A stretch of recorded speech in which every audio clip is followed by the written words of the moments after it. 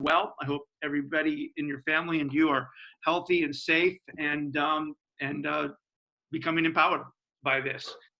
So sending love. So that's the first thing. A couple of announcements, and then we're going to get right into what we have to do today. So as you know, I don't need to remind you, the midterm is due a week from today. It is due the 14th. No, it is the 9th. Thursday, April 9th. That's 1 week from today, okay? And as you know, you are responsible only for Mill, the first 4 chapters of Mill, and for Nietzsche's Preface, and just the first essay, all right? And we have 2 lectures before the midterm is due. We have today's lecture, and we have Tuesday's lecture, next Tuesday, April 7th.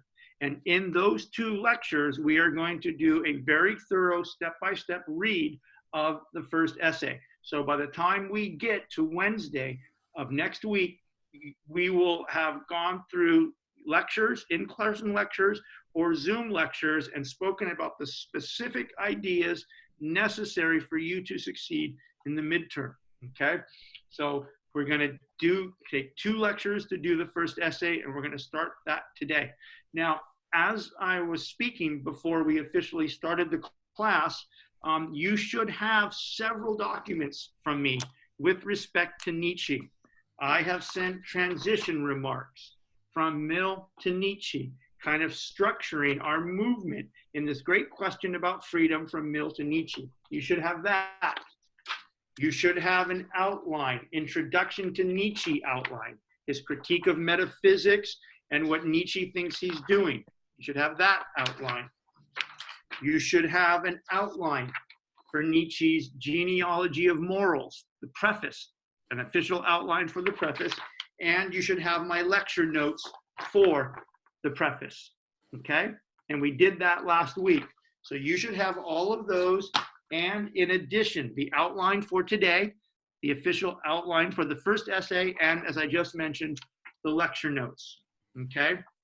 So I hope that the lecture notes and the outlines, the extended notes on the outlines help you. Supplement your reading, make you feel more calm, or reduce any anxiety you might have about the sudden switch to the video classes and reading Nietzsche, okay? So you have all of these resources available to you, and I send them for you to help you and to empower you, and mostly to reduce your anxiety about what we're doing. Everything you need to do well is either in an outline I've sent, in a recorded video, in an online and an in-person class that we've had. So you guys are well empowered, okay? So that's the first thing. Sometime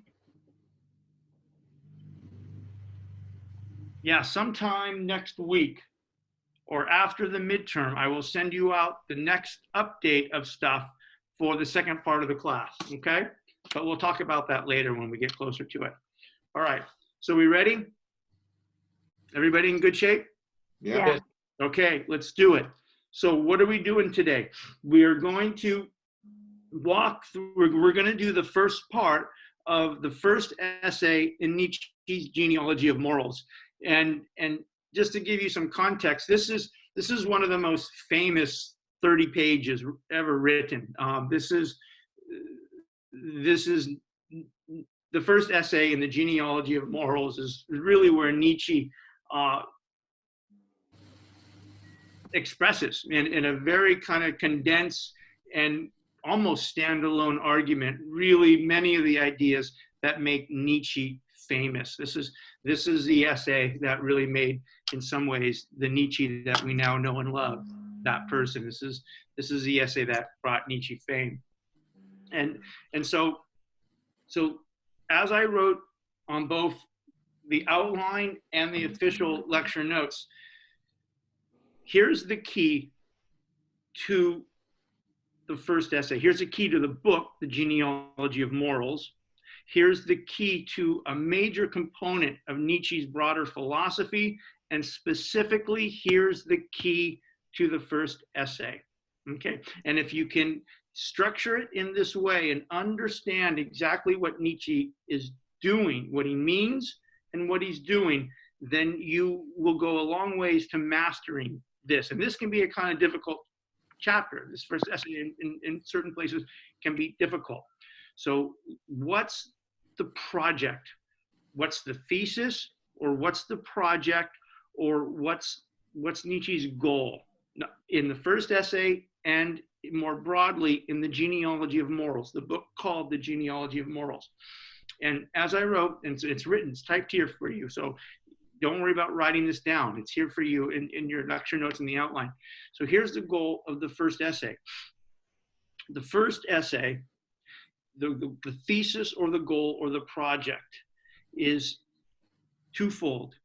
First, Nietzsche wants to give a more comprehensive account. He wants to tell a more comprehensive story, a more accurate story, a more honest story. He wants to provide a more comprehensive account of two things. First, the original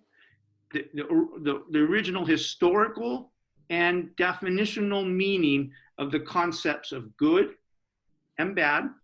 He wants to give a more accurate historical and philosophical account of the origins of the terms good and bad and the distinction between them. He wants to do that, and then equally as important, he wants to tell the story of how the original historical and conceptual meaning of the concepts good and bad get transvalued in his language, or gets changed, gets transformed, gets transvalued, gets changed from the original meaning and dichotomy, good and bad, to the metaphysical terms, good and evil, and what they mean. Okay, and this is the key, right?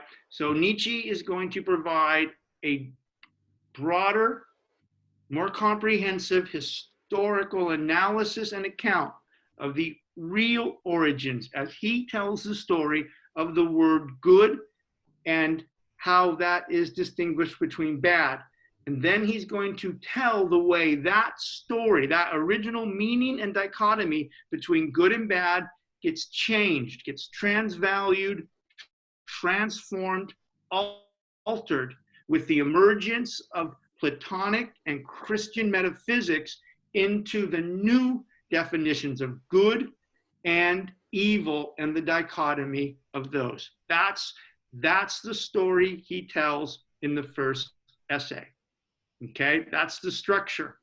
All right, and that's how he gets into the book. He gets into the first essay in sections 1 and sections 2 kind of laughing. He's kind of laughing to himself. He's writing poetically. He's writing in a kind of playful, agonistic, kind of sarcastic way. And he says, look, you and I, as the heirs of some sort of metaphysical system of thought, either Platonic moral philosophy or the emergence of New Testament Christianity. Those are the ones he's particularly concerned about. As the heirs of some sort of metaphysical thought, beginning with Plato or beginning with especially New Testament Christianity, we have simply taken for granted, we have simply forgotten, and we simply taken for granted that the origin of the idea of good originates either with Socratic and Platonic moral philosophy, or equally as important with the emergence of New Testament Christianity.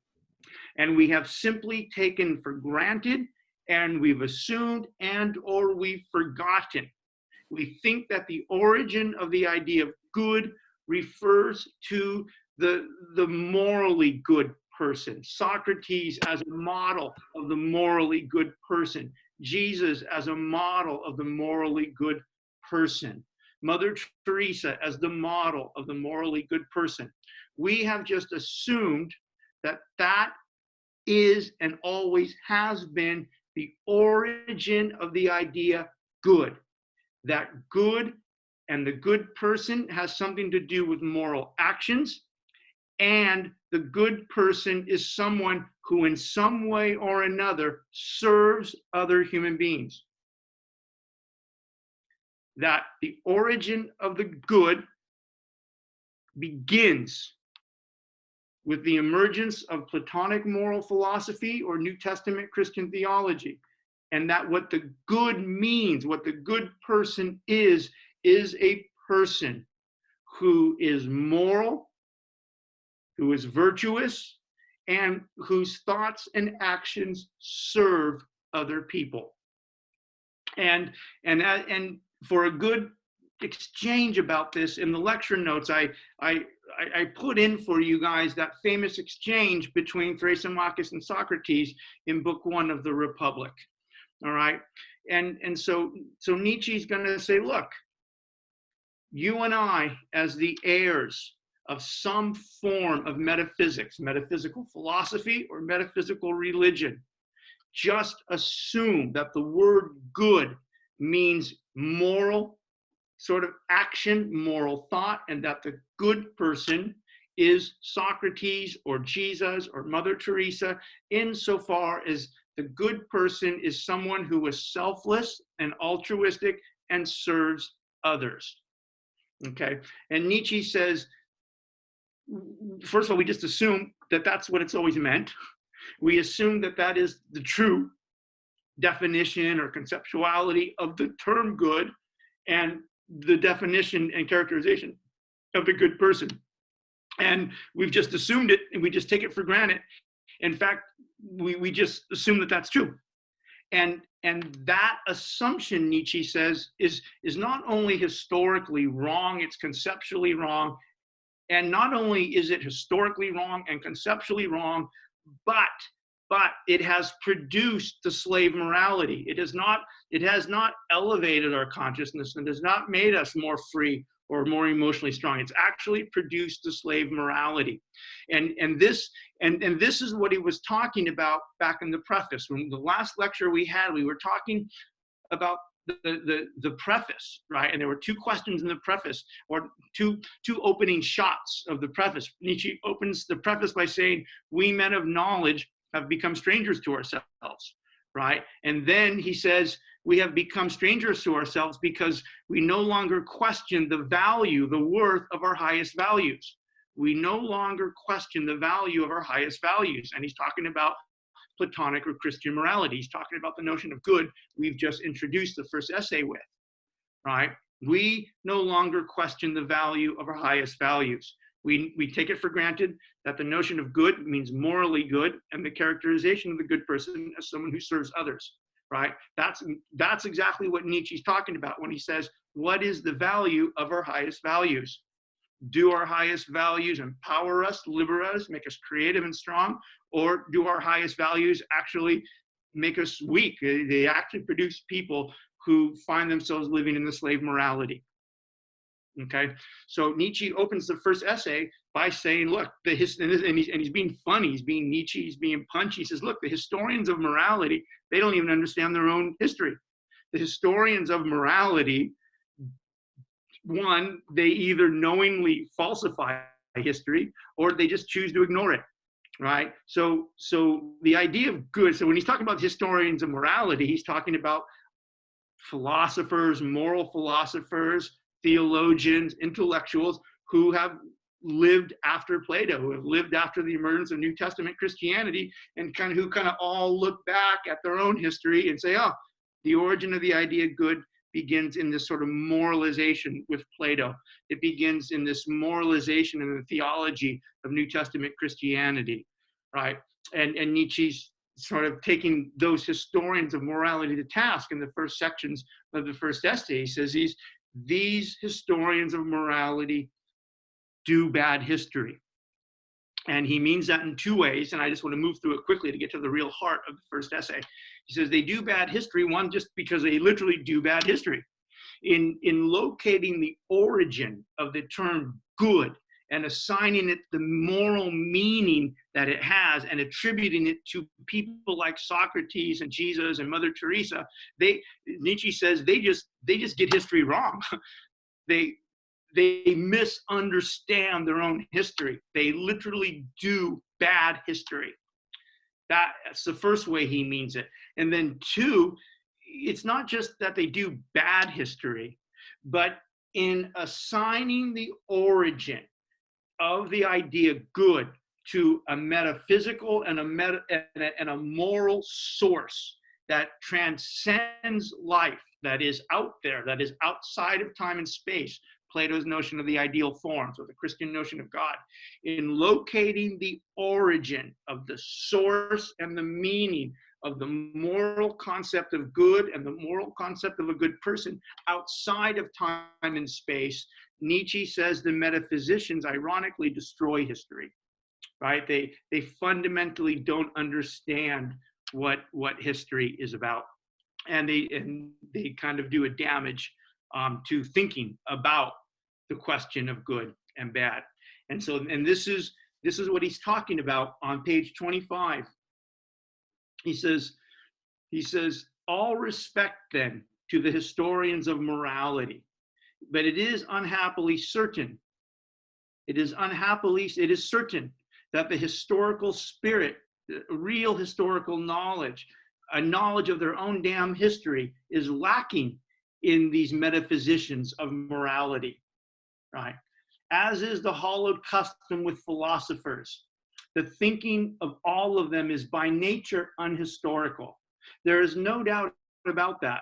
The way they have bungled, Nietzsche writes, and Nietzsche's talking about people who locate the origin of the idea of good as a moral idea and assign it to people like Socrates and Jesus.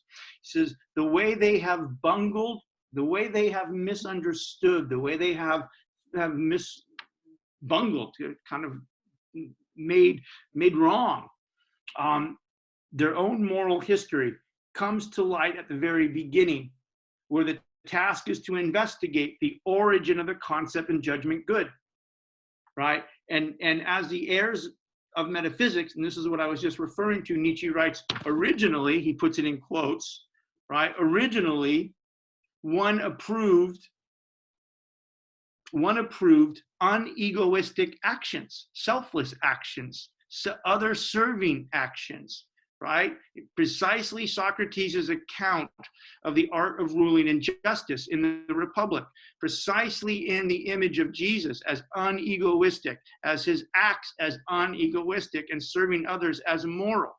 This is what he's talking about. Originally, so they say, he says, so they decree, one approved unegoistic actions and called them good from the point of view of those to whom they were done, right? And that's a little clumsy, that statement, but if you kind of paraphrase a statement, it makes certain sense. So the original conception of good from the metaphysical point of view is that the idea of good has something to do with being unegoistic, with serving others. And the good person is the person who serves other people, right? And that's what Nietzsche means, to whom goodness was shown, right? That's what he means. So Mother Teresa, so Jesus, so Socrates become the sort of archetype of the good person. Originally, one approved unegoistic actions and called them good from the point of view of those to whom they were done. That is to say, those to whom they were useful. And later, and this is the story I was telling you about as we opened up the lecture, and then later, after 2,500 years of metaphysical training, of being brainwashed by metaphysical training, by being brainwashed by metaphysical morality, whether it's Platonic philosophy, New Testament Christian theology, now this obsession about being healthy and normal. After 2,500 years of literally what Nietzsche will call the slave morality, of being trained into believing that this is always what good meant. This is the truth of what good means. This is the truth of what the good person looks like. Nietzsche writes, and later one forgot how this approval originated, and simply because unegoistic actions were always habitually praised for 2,500 years. Socrates has been the archetype of the moral person. Jesus as the archetype of the moral person. Mother Teresa, the archetype of the moral person. For 2,000 years, this notion of good, unegoistic, meek, serving others, has just been, Nietzsche says, habitually praised as good. One also felt them to be good, as if they were something good in themselves. And Nietzsche says, this is the error. This is the origin. This, first of all, he says two things. The origin of the idea good and its original meaning didn't mean that. That's not the origin of the word good, Nietzsche's arguing, right? And not only is that not the origin of the word good, but that idea of good. And now we can slide some postmodern thematics, right? What are the consequences to our minds, our bodies, and our politics from one, our belief in a metaphysical and moral truth and our commitment to it, right? Nietzsche saying, look, what you think is metaphysically moral and true isn't, right? There's a deeper history, a more comprehensive history of the idea good. And two, your belief in and commitment to that conception of moral good, understood as a metaphysical thing, as unegoistic actions and serving others, right? That is actually turned out to be very bad for you. That's actually, the consequences of that have been catastrophic for you. It has turned you into a slave. It's produced a kind of slave morality. And so the project in the first essay is to raise that question, right? And just take a step back and say, look, what you and I have habitually praised for 2,005 years in the form of some form of metaphysical philosophy, that's moral, Plato. Some sort of metaphysical religion, that's moral, New Testament Christianity, Islam, or some other sort of normative social sciences, and this is what makes Foucault famous, now that advocates for the healthy person, the good person, the morally normal person, right? That history is wrong. You've got your history wrong. Okay, and not only is your history wrong, but it is producing in your consciousness and in your body and in your politics a slave morality that produces resentment. You might even have it. Hold on. Okay, does someone have a question? Catherine? Okay, can I go on? Mm-hmm. Okay, all right. So at the bottom of 25, Nietzsche says, all right, so what we have to do is we've got to tell a more comprehensive theoretical, conceptual, and historical story about the origin of the idea of good and what it originally meant. That's the project of the first essay, at least the first part of the first essay. Okay, so are you guys following along? Yes. Good, fabulous. Okay, now bottom of 25, he makes the turn. Now he says, okay, so let me tell you a more comprehensive historical and conceptual account of the origin of the idea good. And he says, Catherine, can you mute yourself, please?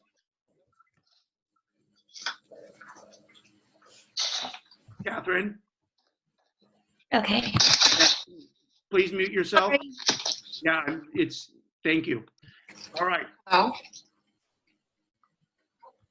So on the bottom of 25, Nietzsche writes, getting into this more comprehensive conceptual and historical story of the good. He says, now it is plain to me, he writes, first of all, that in this theory, the source of the concept of good has been sought and established in the wrong place.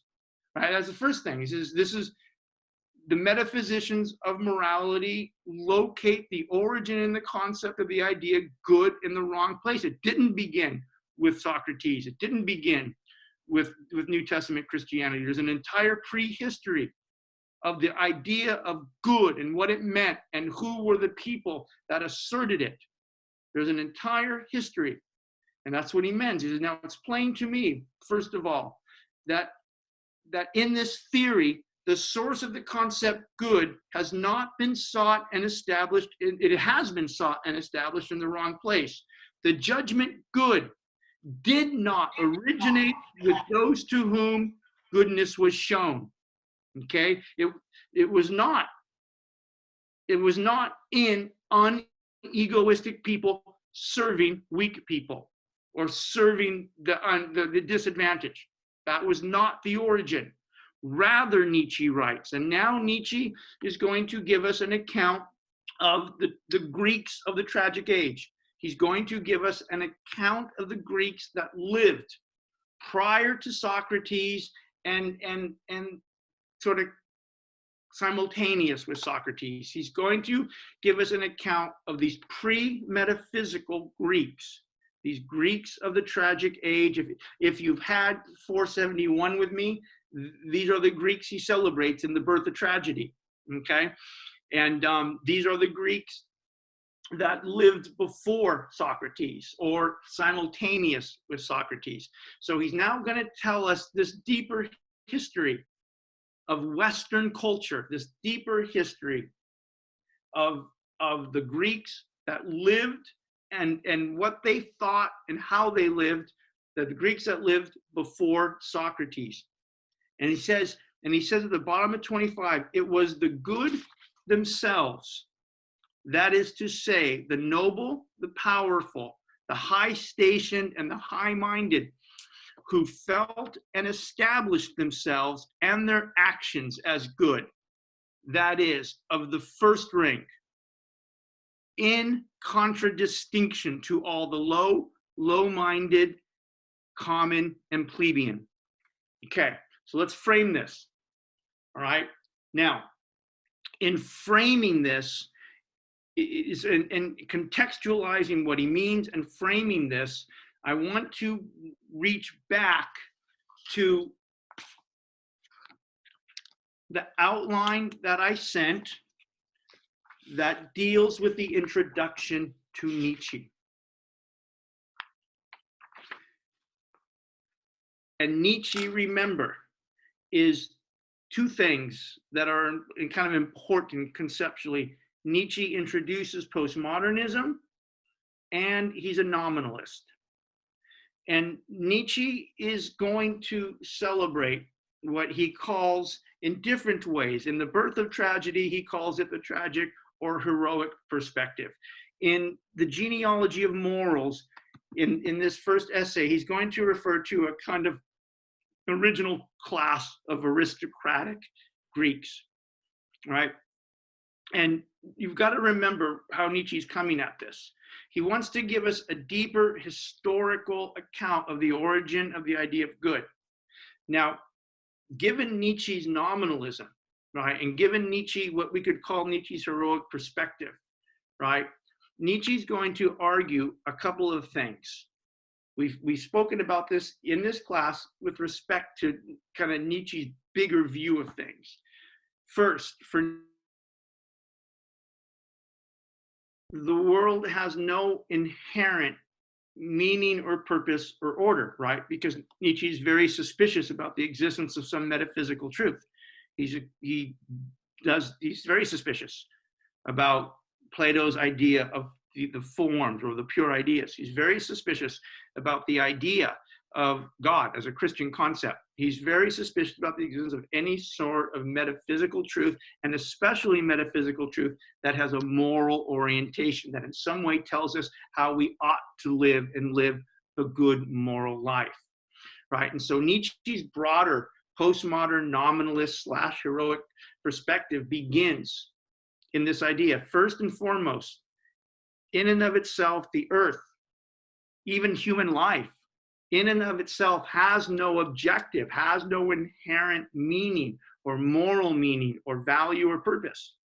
To be sure, there are all sorts of things and phenomena that exist that are the effects of causes, right, that have nothing to do with human mind. Those things are real, but in and of itself, they don't possess meaning.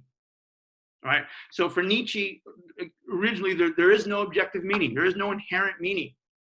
in and of itself, the world and the things in it have no inherent meaning or purpose or moral purpose. They're real, but they don't have meaning.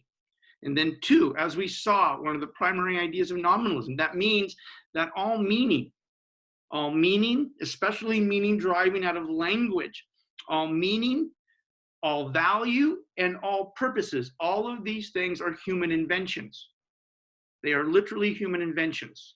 They are, when we were talking about nominalism a couple of weeks ago, we were talking about how language is a series of inventions. The symbols are inventions. The way the symbols get put to signs, an invention. The way the signs become words with shared meaning. The way that becomes a language. That whole project of language, and the way language assigns or asserts meaning to extant things and processes that are real in the world, but don't in and of themselves bear that meaning, right? That for Nietzsche is the power of language, right?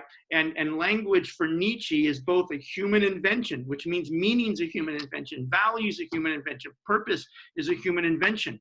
And here's the key. This is key to postmodernism. This is key to Nietzsche, right? It's not just that meaning emerging out of language, and then value, and then the way meaning and value gets directed into the purposes of a human life, the purposes of empire, or whatever you want to talk about. It's not just that those things are artificial. It's not just that those things are human inventions. They are simultaneously assertions of power. This is the key for Nietzsche. If there's one thing you got to know about Nietzsche, it's this. And if you get clear about this, everything makes sense. Okay? So language, from the heroic perspective, from Nietzsche's aristocratic perspective that he's pushing here in the first essay, in the Genealogy of Morals, in and of itself, the world, the cosmos, the world, it's real. There are real things out there, and there are processes. There are things and processes that are the effects of causes that have nothing to do with human mind. Right? So the cosmos is real in a way. Right? People are real. Natural phenomena are real. But all of the extant things and processes in the world, all of those things are in and of themselves real. They are the effects of causes that have nothing to do with human mind, but they don't have meaning until human beings construct, invent, and construct symbols, put those symbols into signs, those signs become words, and those words signify things. That's what a tree is. That's Nick Dungy. That's male. That's female. That's blue. That's green. This is just. This is unjust. All of those things for Nietzsche are constructions. They are artificial. They are human inventions. And not only are they human inventions, and again, here's the key. So I'm sorry if I bore you with this. This is the key. They are not just human inventions. They are assertions of power. So in this primordial telling of the story, in this broader, more comprehensive of the origin of the idea good, Nietzsche is literally saying that the origin of the idea good wasn't with Plato, it wasn't with New Testament Christianity. That stuff shows up thousands of years after the story gets started. The original, and technically actually for Nietzsche, right? And those of you who've had the tragedy class will know this immediately. So those of you who haven't, I'll tell you the story. So technically for Nietzsche, if you wanted to think about the most comprehensive story of Western civilization and then therefore locate the origin of the idea good, for Nietzsche, that original moment happened with who? Who's had the Nietzsche class? Io, I know you've had it. Me. Homer. I'm currently having it. Yeah. So what's the origin? What's the origin of the Greek? The Odyssey. Yeah, love you, Io. Love you. Yeah, that's right, Ariana. That's right. Literally for Nietzsche wants to tell this story. Look, if you go far, if you go even further back in history beyond Plato, before Plato, right? The origin of the Greek world, literally the origin of the Greek, and by the way, this is actually true in a weird way. The origin of the Greek world, and therefore the origin of Western civilization, didn't emerge with Socrates. It emerged with who? Homer. And it emerged out of the Iliad and the Odyssey. And it emerged out of the fact that the Iliad and the Odyssey were the first two epic what? Poems. The Iliad and the Odyssey were the first two epic poems that were written and rewritten. And it is from the emergence, the mysterious, magical emergence of the Iliad and the Odyssey, that something like what we call the Greek world comes into existence. Before the Iliad and the Odyssey, there were people living in what is now Greece. There were people living in what is now Western Turkey. There were people living in what is now Croatia and Macedonia and Southern Italy, North Africa. Of course. But before the emergence of the Iliad and the Odyssey, before the emergence of a kind of written, invented, asserted Greek mentality, Greek identity, Greek morality, Greek power, Greek politics, before the emergence of the Iliad and the Odyssey, that doesn't exist. The people that lived in what is now Greece, Western Turkey, North Africa, up the Adriatic, all the way up to Macedonia, Bosnia, Herzegovina, Croatia, all the way to Southern Italy. That whole, if you look at a map of the Peloponnesian War, you look at a map of the Greek world, that was an invention. It was an invention of the Iliad and the Odyssey. Prior to the emergence of the Iliad and the Odyssey, all the people living in that map never would have called themselves what? Greek. They wouldn't have called themselves Greek. So the Greek world for Nietzsche, and literally Western civilization for Nietzsche, is literally a human what? An invention. It's kind of art. It's literally artificial. It's a human invention, and it's a human invention in language. It's the Iliad and the Odyssey are the first two epic, and they're important because not only are they the first two epic poems, at least in the West, that are written, but they are rewritten, and in being rewritten, they over time kind of settle into a kind of worldview from which we now call the Homeric worldview, the Greek worldview, the tragic worldview.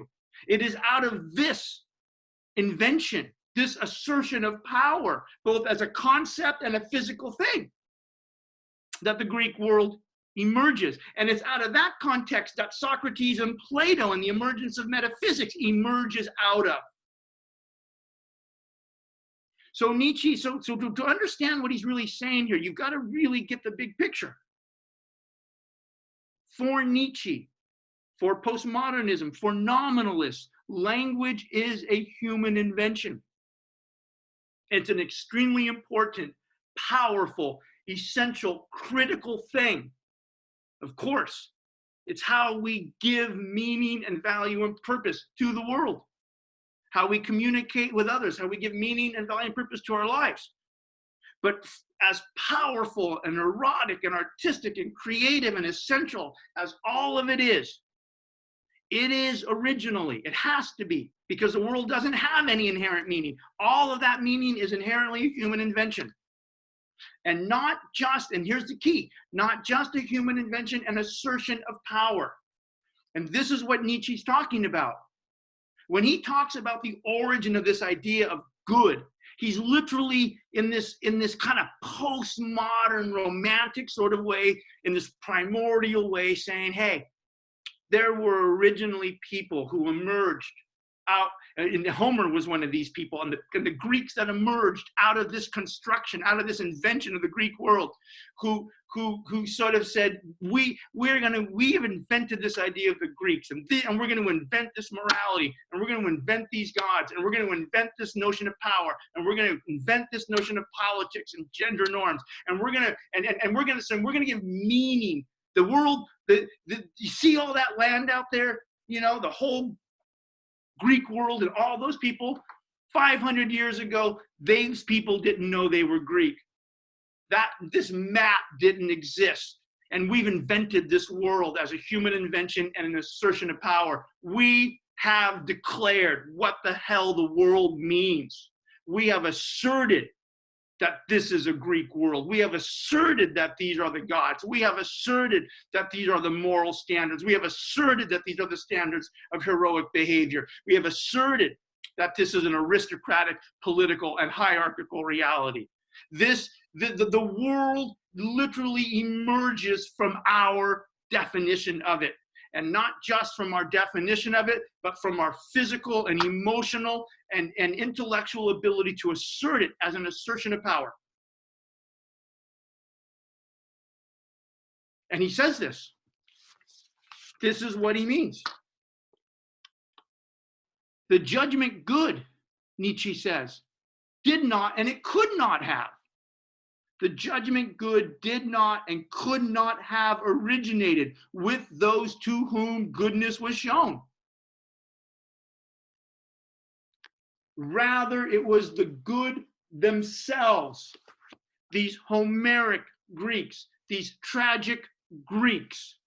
It was the good themselves, that is to say, the noble, the powerful, the high-stationed, and the high-minded, who felt, and listen to the language, he's almost quite literal, who felt and established.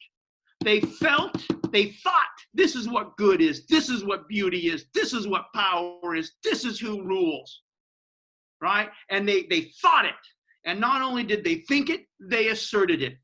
Who felt and established themselves and their actions as good. That is, of aristocratic distinction, of first rank.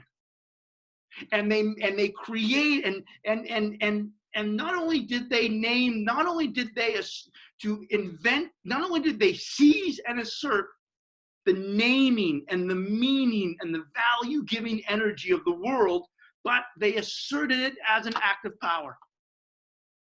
And in doing that, became aristocratic. And in doing that, distinguished themselves from the rest of humanity. And this is key to Nietzsche. And this is why the slave morality is a slave morality. People who live in the slave morality can't do this. People who live in the slave morality, well, they've done it in a kind of an interesting way, but they don't do it in a healthy way, right? They don't assert their meaning. And so Nietzsche says originally the idea of good originated with these people, with the literally kind of the people who invented the first language in this primordial storytelling of the history. And they said, this is what good is us. Good is the aristocratic. Good is the powerful. Good are the people who can conceive of the intellectual strength and the emotional strength to say, this is what beautiful is. This is what morality is. This is what gender is. And not just to say it, but to assert it. And this becomes the original distinction between good and bad. All the people, right? All the people that ended up living in this tragic aristocrats, right? All these people who weren't able to do that. All these people who, for some reason, a whole bunch of reasons probably, were unable to do that. And therefore, because they were unable to do that, ended up living in somebody else's world. When you read the Antigone, right, the whole damn story is about how many people? 8. About 8 damn people. The royal family of Thebes. Even the Iliad and the Odyssey, the first great epic poems of that create the Greek world, that create Western civilization. They're literally, in the Iliad, literally about 7 people. And the Odyssey is about Odysseus. You can't get effing home. These are the people that asserted, that invented meaning. They asserted it as assertions of power. And everybody else lived in their world.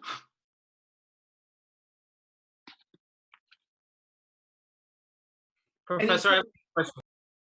Yep. So the original meaning of good is basically whoever had more power is them basically saying this is beautiful. So that's what Nietzsche's saying is the original. Yep.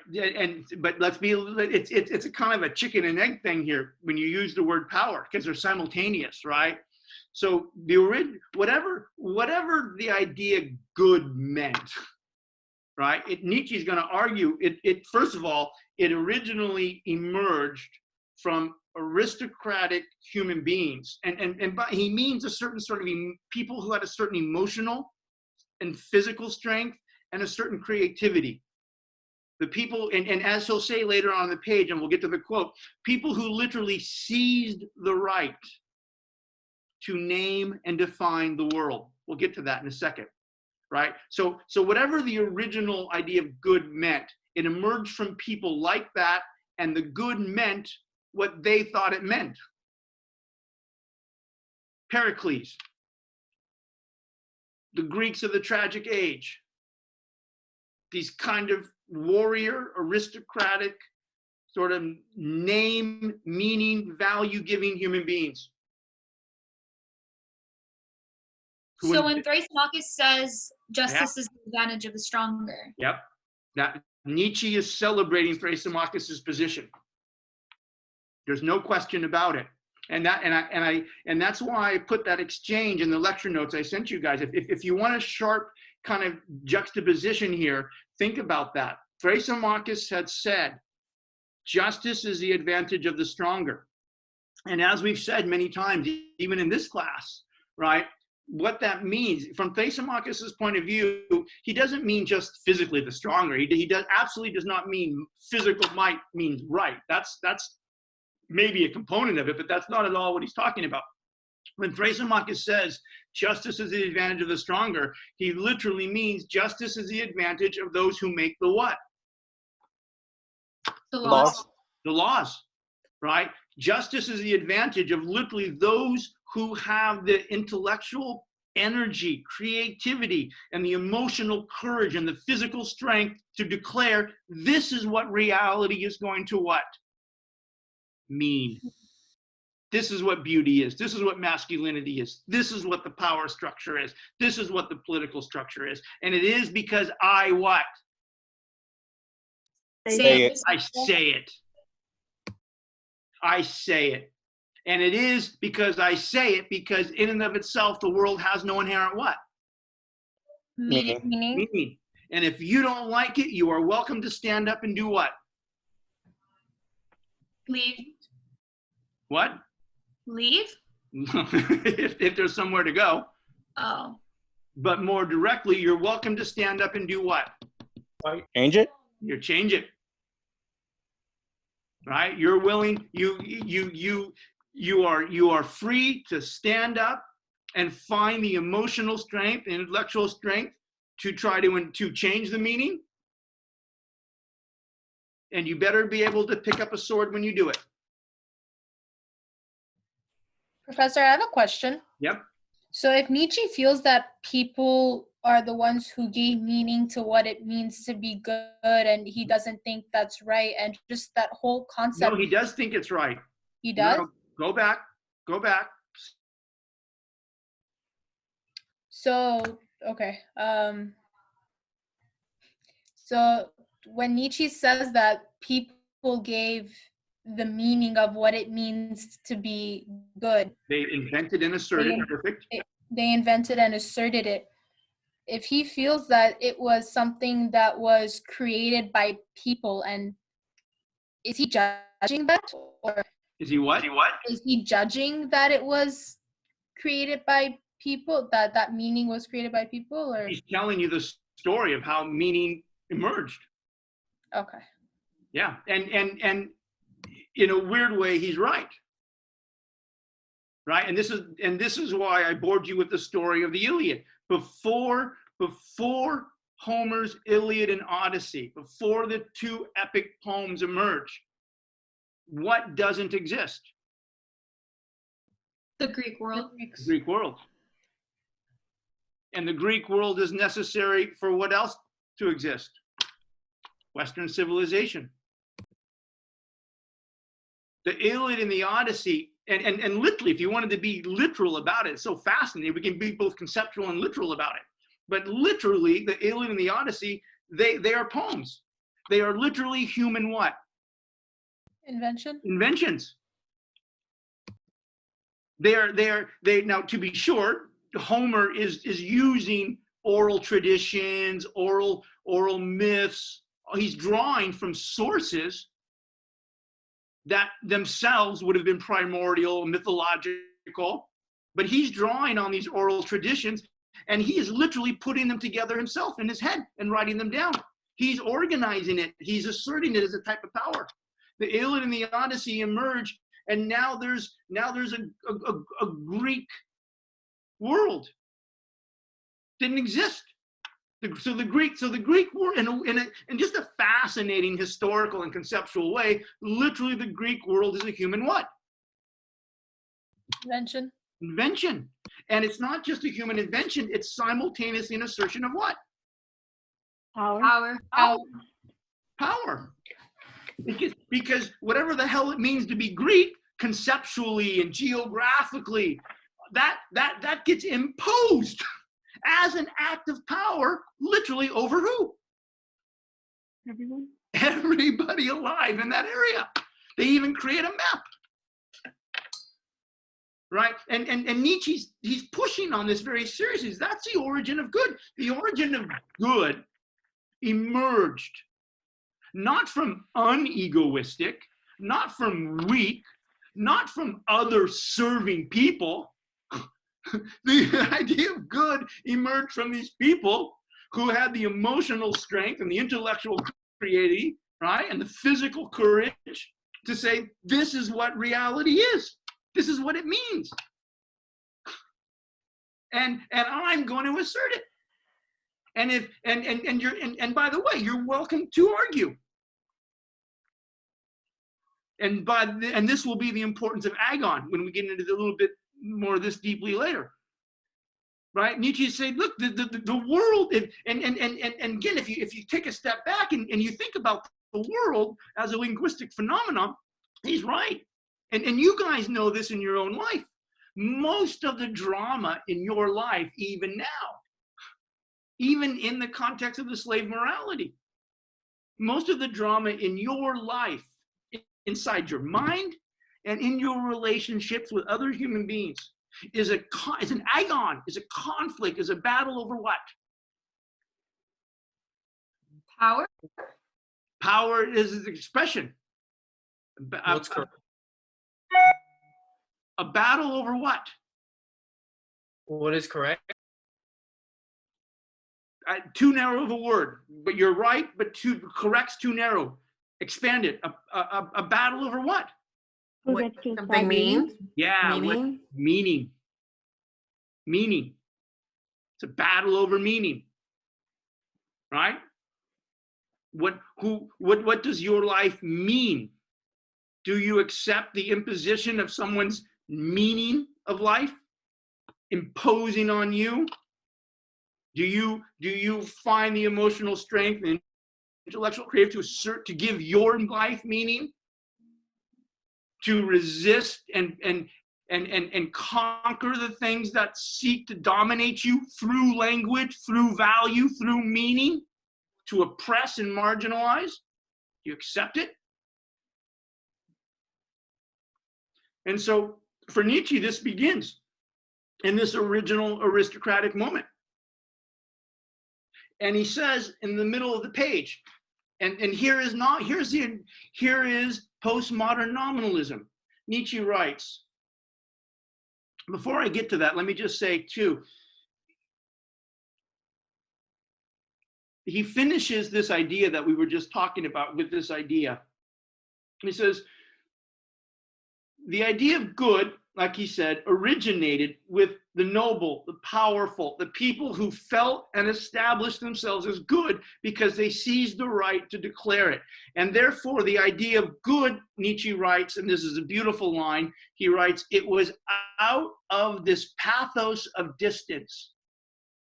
It was out of a pathos of distance that they, these aristocrats, these pre-metaphysical Greek aristocrats, he said it was out of this pathos of distance, this obsession with distinguishing themselves from others, precisely through the process of giving and asserting meaning and value, right? The pathos, I'm going to create distance between myself and the rest of you, and I'm going to do it by articulating, inventing, creating, and inserting my meaning and asserting it as an act of power. I'm going to live in my world, not living in Kanye's world. I'm not living, right, in the Kardashians' world. I'm not living in Bill Gates' world. I'm going to create a pathos of distance between mediocrity.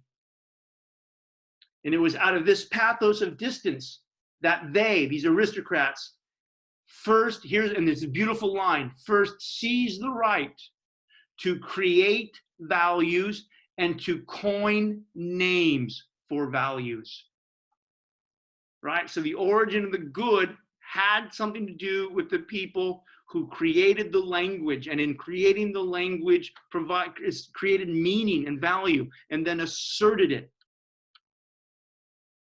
This is what the world now means. It's Greek.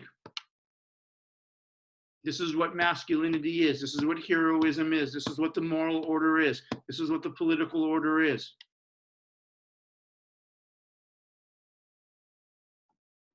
Two lines down. Ready? And here's nominalism. This pathos of nobility, Nietzsche writes, right in the middle of the page, 26. The pathos of nobility and distance, as said before, the protracted and domineering fundamental feeling on the part of a higher ruling order in relation to others, to common people, to a below. That is the origin of the antithesis of good and bad. The original meaning of good emerges from the people who asserted it, and the original distinction between good and bad has to do with people who can assert value and meaning and people who can't. That's the original notion of good and bad.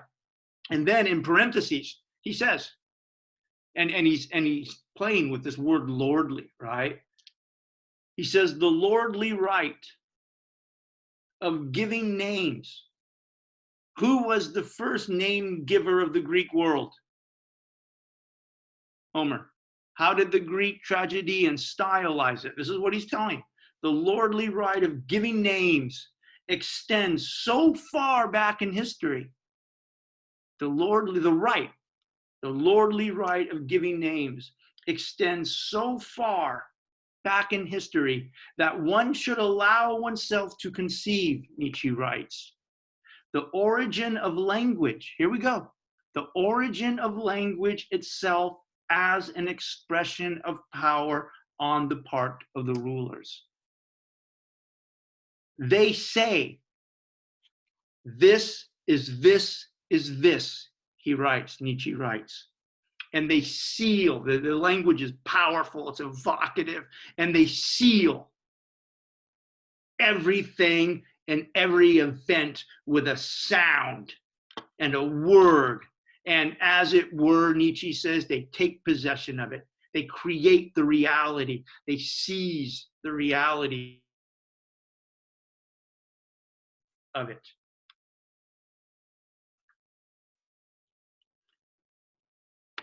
So, in and of itself, the world has no inherent meaning or purpose. All meaning, value, and purpose is a human invention. It's an assertion of power. And as we will see later, it's It's contested. It's inherently agonistic. It has to be. And because here we go. Now we're gonna get into the heavier stuff. Because it's it's artificial. It's a human invention. It's an assertion of power. It's sort of asserted into and onto and over a world that in and of itself has no power and no meaning. It's asserted over people who may be resistant to it, who may say no. So because of that, no matter how powerful, important, noble that meaning is, it is always fragile. Meaning and value, the idea of the good, it's fragile because it's a human invention. No amount of language will ever be able to master the world, and no amount of language will ever master death. It's fragile in that regard. And it's inherently contested. There are going to be other aristocrats, there are going to be other people, right, who are going to stand up and say to you, hey, Achilles, Pericles,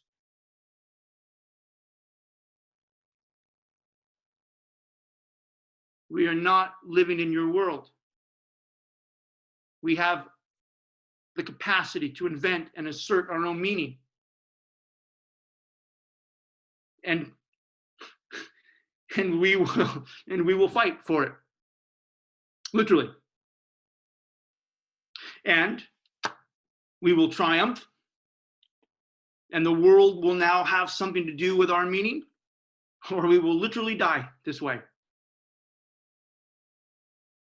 And so Nietzsche says, the right of giving names extends so far that one should allow oneself to conceive of the origin of language itself as an expression of power on the part of the rulers. They say, this is this is this, and they take possession of the world. That is the origin of good, and it emerges from the perspective of people who understood that and lived like that. Now, bottom of page 27, he continues on.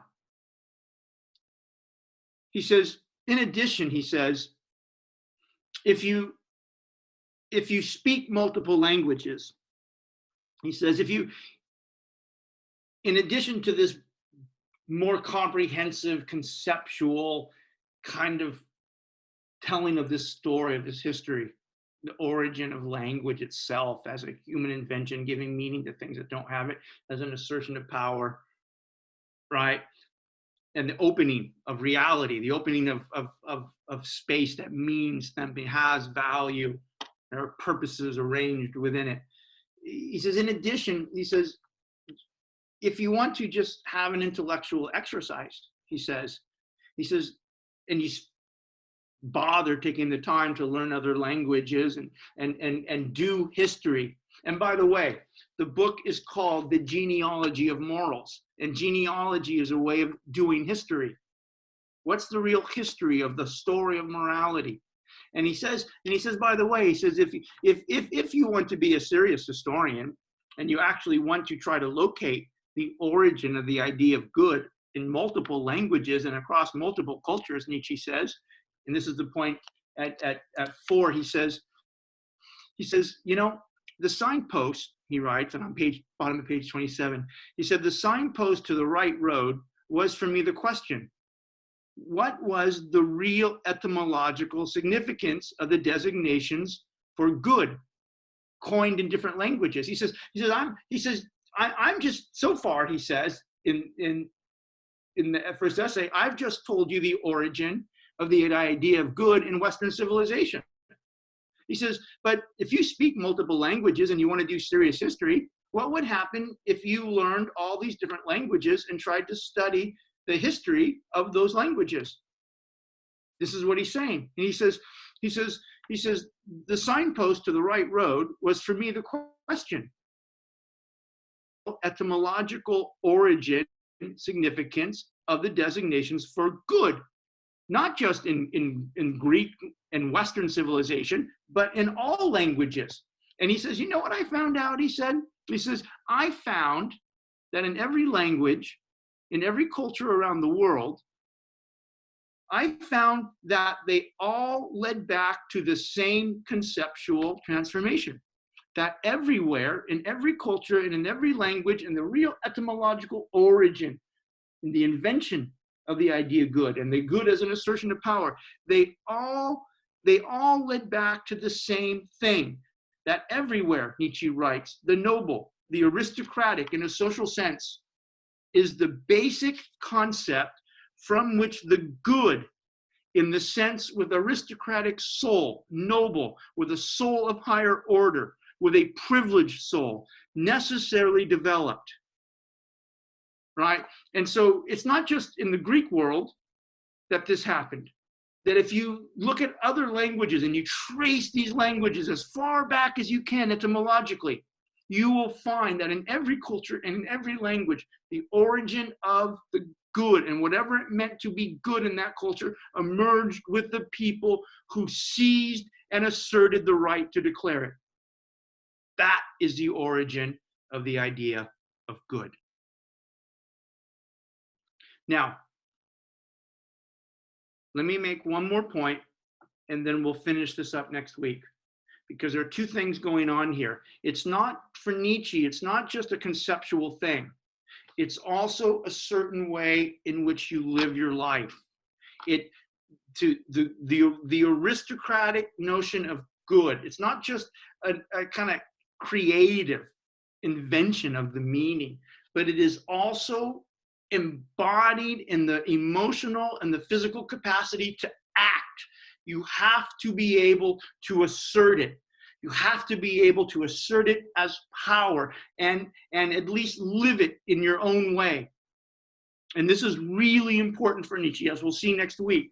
So as Nietzsche says on page 29, it's not just that the good has something to do with the aristocratic seizing of the meaning, inventing and asserting the meaning. But he says, it also has something, and this is in top of 29, but it also has something to do with a type of character trait. Whoever these pre-metaphysical Greek aristocrats are, these tragic Greeks, these heroic Greeks, the Greeks of Sophocles, the Greeks of the Antigone, the Greeks of the Persian Wars, right? It's not just that these people invented and asserted meaning, but they lived in a certain way. They possessed a certain type of character. And he says on 29, 4 sentences down, but they also do it by a typical character trait. And this is the case that concerns us here. They call themselves, for instance, the truthful. This is so above all of the Greek nobility, whose mouthpiece is the Megarian poet Theognis. The root of the word coined for ethlos, the original term of ethics, ethlos, signifies one who is, one who possesses reality, who is actual. Again, going back to this, the importance of acting, of doing, who is actual. Then, with a subjective turn, the true as the truthful, in this phrase of conceptual. So there's a kind of emotional and physical capacity and need and requirement to act on it. And by the way, as we will see next week, because we're out of time, this becomes the origin of a kind of healthy, robust spirit that doesn't have resentment, that doesn't have hatred and doesn't have resentment in the soul. All right. Good job, you guys. Was that clear, I hope? Yeah. Yes. Okay, and if it's not, you've got my lecture notes. Read my lecture notes alongside the book and you're going to be in great shape.